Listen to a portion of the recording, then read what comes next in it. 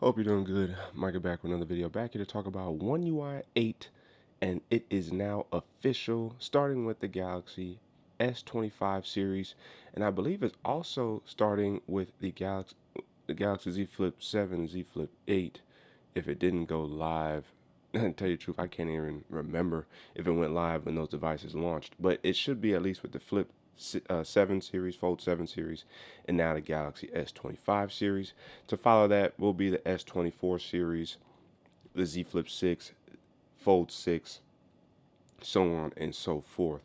And I have to say, since I was using the beta, this was a very, very not just successful beta program, but it over the years it just seems like beta software has become so much more stable, and that's why it's been very comfortable running the beta software for One UI 8 on my Galaxy S25. The software I jumped in kind of mid as well. Like I jumped in around beta 4, beta 5, and one of the things I appreciated was it didn't feel as if there was a big difference in performance. And honestly, it also didn't feel quite different in terms of feature sets. Like there are some new features or I should say some adjustments to One UI 7 with One UI 8. And this is where I think One UI 8 is more of a One UI 7.5 as opposed to a full-fledged whole software experience. I think it was just some adjustments, some updates specifically with Goodlock that really enhanced One UI 7 to make it One UI 8, if you will, if that makes sense. If you've been following the coverage of One UI 8 on this channel, you guys will know that I've been rocking it for quite some time now, at least a month between beta 5, 6, and 7, and now with the official software. If we go ahead and pull up that picture, where is it? There's all my fun pictures there. Oh man, I may have to revert this picture right here because this was it. So if I go ahead and revert to original, boom, this is the update that we see here. And this lets you know we are very grateful to all of you for your basically positive and active participation in the One UI beta program, as you guys can see there. But here's one of the things I wanted to take note of. This update came in right around 550 megabytes, something that I thought was going to be the case for the stable release. It's basically polishing the software or the release candidate, if you will, in Apple terms, for the software that they're going to release basically the week or so before, and this showed up about a week or so after beta 7, shoring up the software and making sure everything runs according to plan. And that's why you don't really see a laundry list of features either, right? This just lets us know who was in the beta program, the fact that the beta is now over.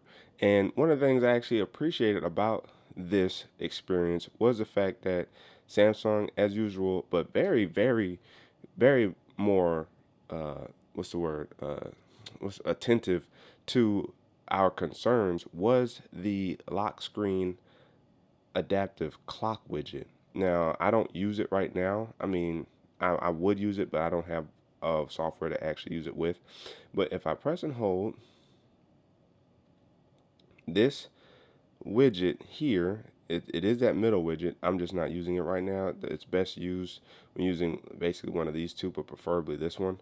This widget here was giving a lot of people problems throughout the beta experience. I think it was really with beta like 6 and 7, because beta 5, I don't think it was on the Galaxy S25 series yet. It was on the S24 series, but not the S25 series.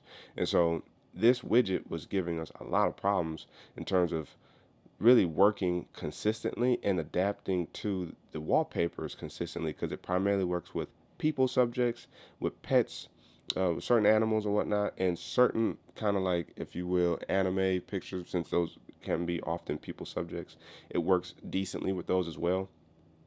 And one of the things that we saw over the course of this beta experience was this app, or this clock widget specifically, get adjusted update after update after update. And so it's good to see that they were paying attention to that and made sure that this worked before they launched this software officially.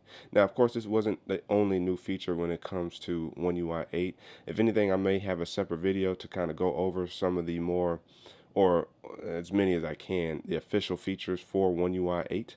with the Galaxy S25 series. I think one that I can kind of show you guys is in terms of reminders. Reminders has now been updated with a new look. And so if you want to add a reminder, you click down here in the field, you have a whole new kind of look for reminder, and you can add basically a to-do list. So let's say I want to call this grocery list, right? Maybe I want to do something like that. Grocery. Now you see it's going to pop up. Okay, come on now, focus. Goodness gracious. And now, as you see, it already adds the check item, but you can add more with this button right there. And then you can delete it by pressing it again. Or you can, oh, I thought you could maybe slide it in. I was about to say, no, they didn't get clever with it. But here you can add list items. You can add, date and time specifics. You can add location for the reminders. And of course, you have to give it access to your location in settings. Right now, I'm not going to do that. You can add pictures to this as well, which you'll have to give access to. I don't mind doing that there. And boom. And then you can also, again, add this to just your personal reminders, your family reminders, however you want to do that. Your Microsoft To Do, if this is connected to a business account, you can do that with the Reminders app now, and it's so much more granular and broad, expansive, if you will, to use reminders. It's almost as if not having to use your calendar anymore, which I use my calendar way more now just to schedule things out. For me personally, what's hard to determine is whether or not I need this as an event or as a simple reminder. And I think reminder in the form of a to-do list makes more sense from that perspective, because then I don't have to go into Samsung Notes and try to create a whole note where I could just use reminder and do that. And then here they even have categories that you can actually, you know, place your reminder. So maybe you have a constant reminder. Let's use a grocery list again. Those grocery list items don't often change. You can actually put that in one of these categories. I think you may even potentially be able to rename or recreate a category.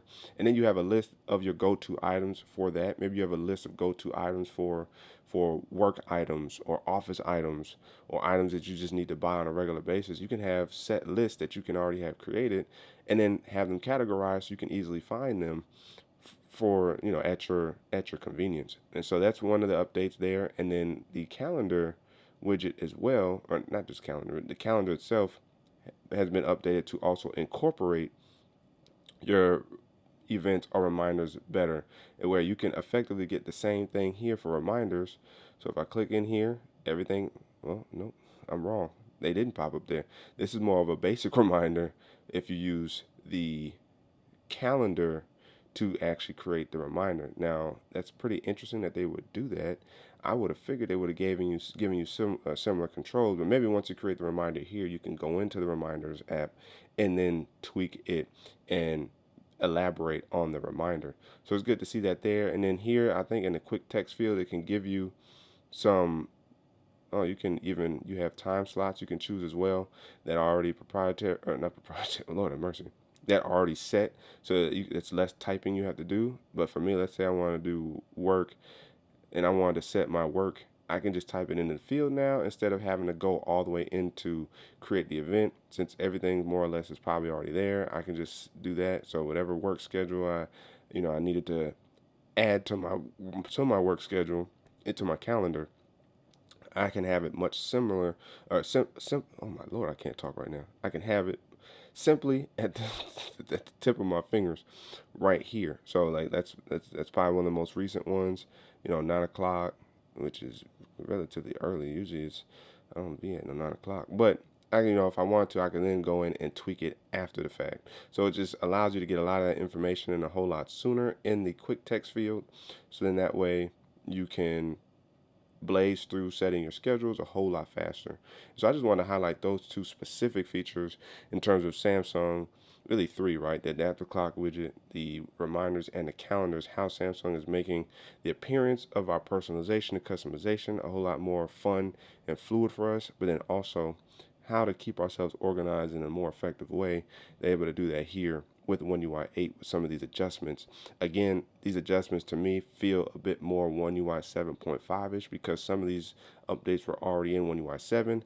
It just minorly tweaked some aspects or just added something very small that I don't think we needed a full-fledged update for. I think a full-fledged firmware update, like a surefire number update, needs to be a bit more expansive than what Samsung did here. So as much as I do appreciate the updates with One UI 8, it definitely feels smaller in scale. That could have just been a simple One UI 7.5 as opposed to One UI 8, which makes me excited for One UI 9 because I think One UI 9 we're going to see some drastic improvements over the course of the Samsung software. Let me know down in the comment section below what you guys think about Samsung software. Are you guys using it? Are you rocking it? Do you customize heavy? Do you use Samsung's calendar? Do you use Google's calendar? The comment section is open for discussion below. But again, as always, if you guys haven't already, make sure to hit the like button, subscribe to the channel, the notification bell, it's all free. That way you know some videos. You and I can sit back, check, see what's cracking. And don't forget to hit that super things button down there by the like and dislike button, Cash App and PayPal, and check the channel out for all the videos available to you. That's what they keep tech fresh and alive on this channel. But your man Micah signing out, and until the next video, wait for it.